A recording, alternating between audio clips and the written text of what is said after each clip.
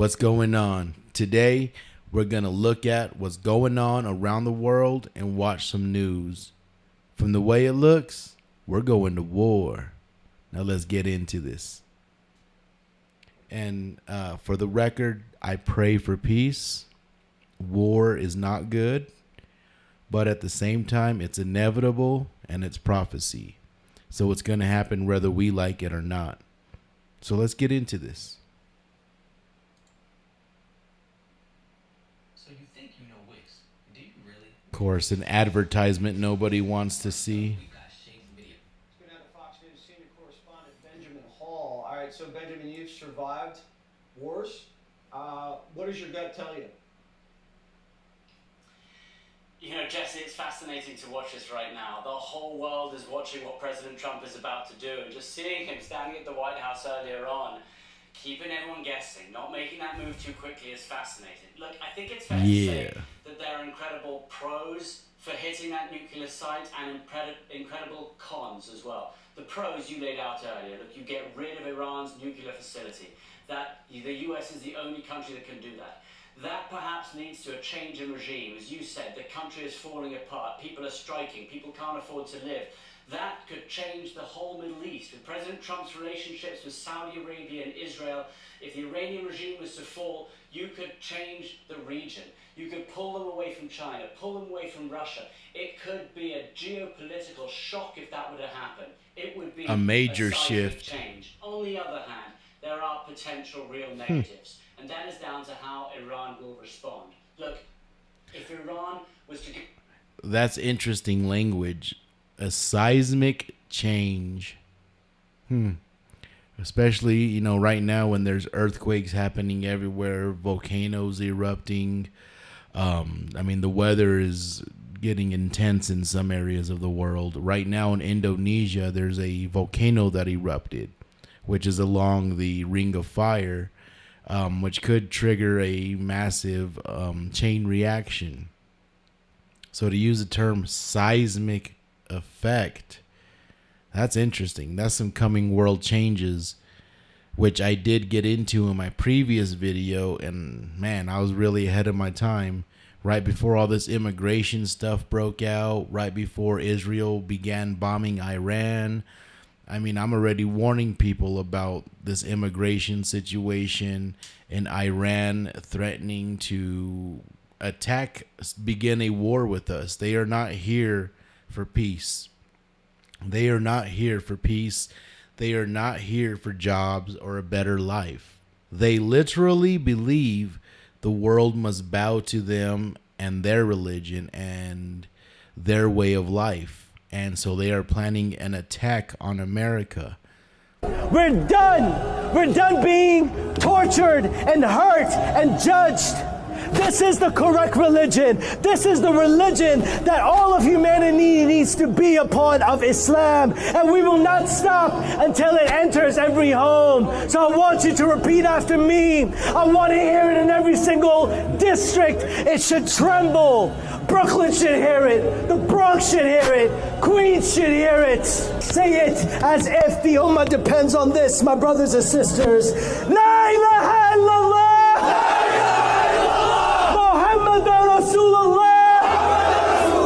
There is no God worthy of worship except Allah, the God of Jesus, the God of Moses, the God of Abraham, and the God of the last and final Prophet Muhammad sallallahu alaihi wasallam. Therefore, I mean, it's insane. So many people are, you know, this anti-ICE stuff. Like, these people think they're fighting racism. In reality, these foreigners are the racist. They are the racists. Go to their countries. They will not intermix with a different race. They frown on that. They hate us Americans. They hate our freedoms. They see us as this vile creatures, which makes no sense. They live in these communist countries with no rights, no freedoms. They're oppressed, yet they hate freedom. So you like being a slave? You like being, you know, and I know there's a big movement in Iran. You know, not all Iranians are against us. there is a movement there, a good portion of them who want the Iranian regime to be toppled. So, I mean, it's a change, a huge change that's coming world changes. Check out my previous video. As a matter of fact, I have an entire 50-minute documentary here on my channel. Just scroll on down and it's right on there. Yeah, so let's continue on. Go after American embassies, American ships, American bases, and Americans were killed, it would quickly lead to escalation. America would have to get involved further and further. If they shut the Straits of Hormuz, the oil prices drop. Yeah. So they are planning attacks in our country, and they were planning the attacks long before Israel, dropped missiles on them. They're just using that as an excuse to strike. In reality, they were planning these attacks regardless. They are on a world conquest mission.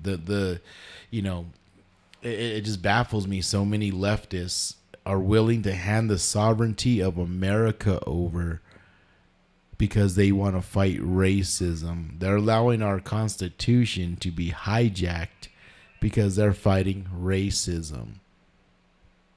Let's continue on.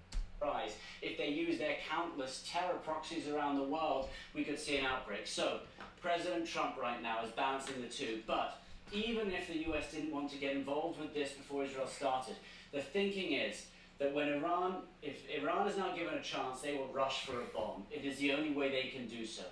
The delays on their nuclear program at the moment may be around 2 years.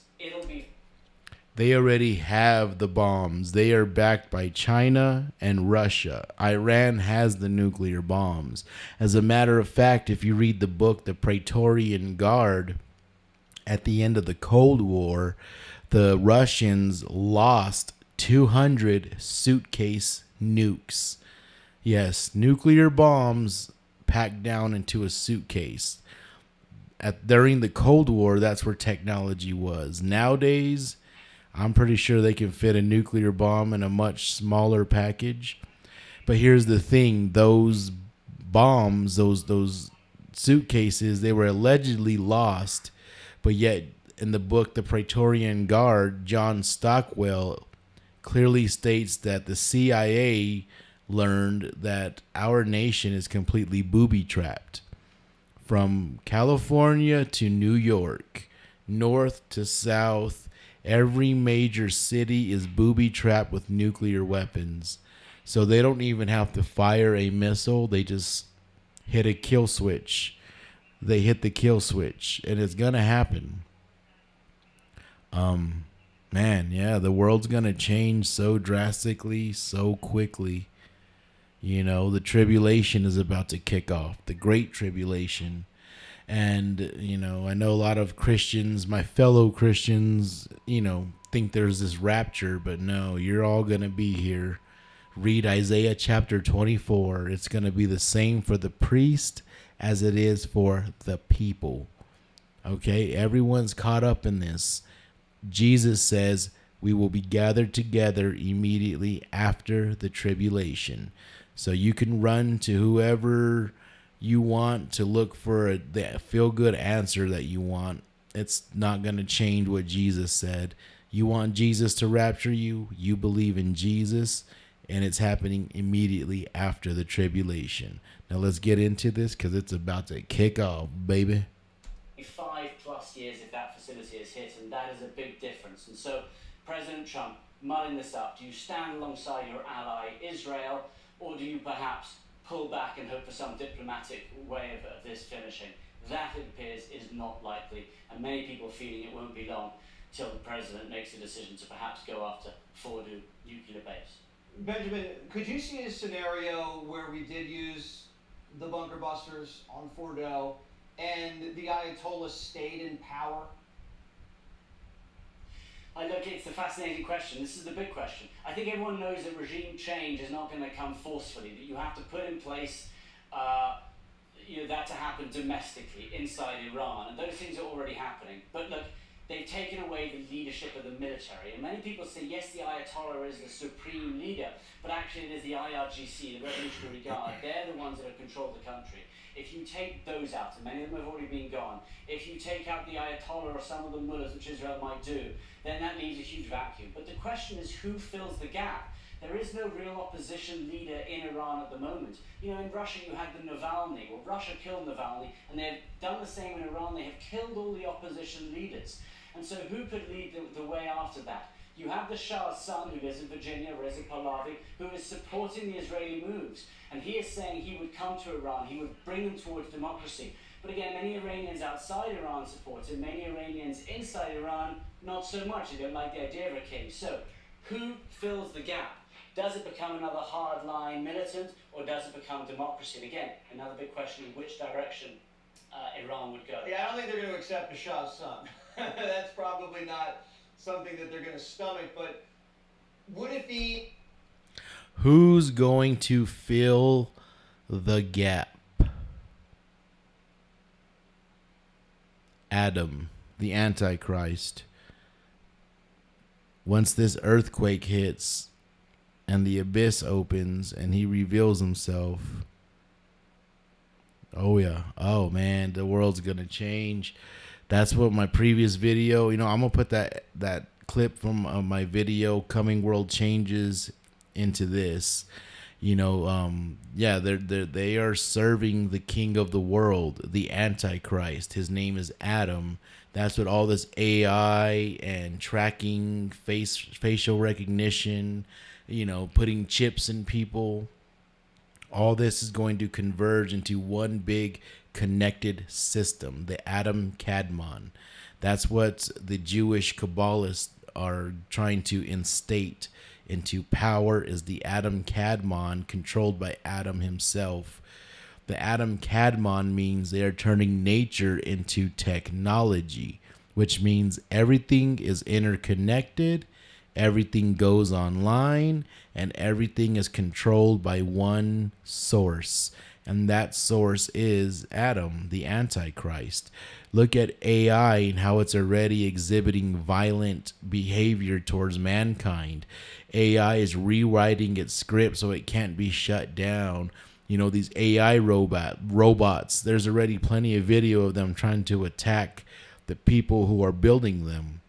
That's because the Adam Kadmon is within them. It is controlled by a demonic spirit, a demonic force. It's not necessarily an artificial intelligence like we think it is. It's actually a real intelligence, a very ancient intelligence. If you study into the ancient world, they had AI and robots and lots of very advanced technology. So advanced that they were building monuments and like pyramids that can't be replicated.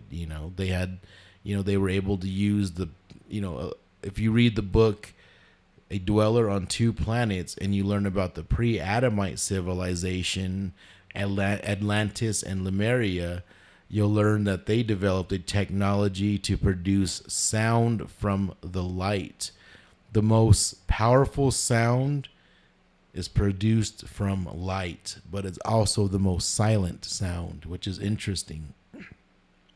So how do they build the pyramids? Well, they produced sound. They did sound levitation on these large stones. And that's how they moved them such far distances to build these monuments. So back to Coming World Changes, with this immigration situation, they are planning serious attacks on us. There is going to be major weather situations as well. We're talking coastlines going under the ocean, serious earthquakes. Wow. Okay. I think we've had enough of this video. I really don't want to finish watching it because we pretty much know where this is going to go. So we'll look for another video to continue on with this one. So let me put in that excerpt from my previous video, Coming World Changes. It's a book published by Harriet Augusta Curtis and her husband, something else Curtis. anyways, they man, you got to read the book. Like I could explain it to you, but you're not going to know it until you read it. The Antichrist is soon to be revealed. This is all Bible prophecy. And the Bible says God will make Israel hated among the nations. And that's what's going on. The world's starting to hate Israel.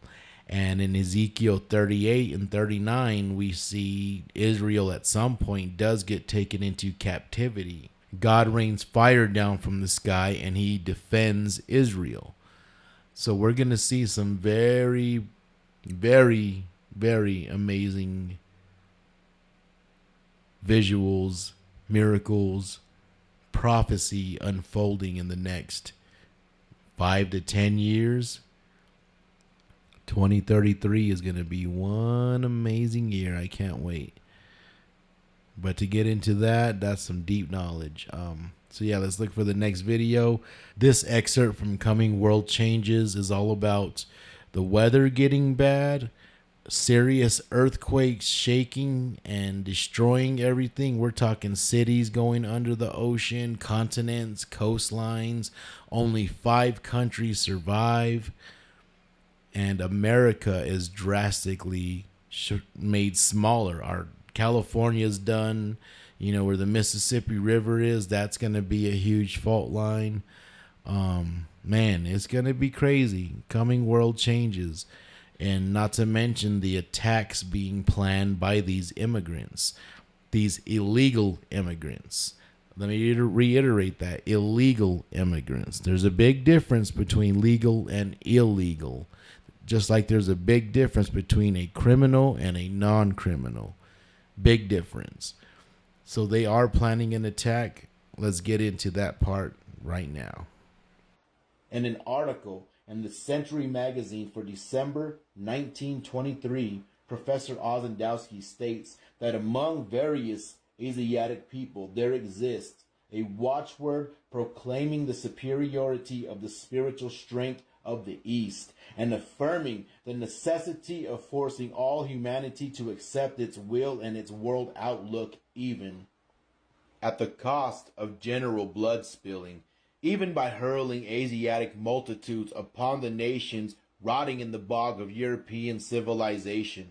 Accordingly, at the fires of the nomad shepherds of the prairies and the Sinim marshes in northern Tibet and the Himalayas on the banks of the Hind and the Ganges in Asia Minor, in Iran and the valleys of the Yangtze and the Huangpo, people of different colors, tribes, races, and creeds, but united by the common bond of Asiatic ideology, talk, discuss, sing, and dream about the approaching hour when the hand of the Asiatic will be the hand of karma and will execute the decrees of fate to an attack against the white race, an attack which is the dream of some Asiatic circles. At all events, it is more than probable that the white race will be obliged to reckon with the influence of the now only legendary king of the world.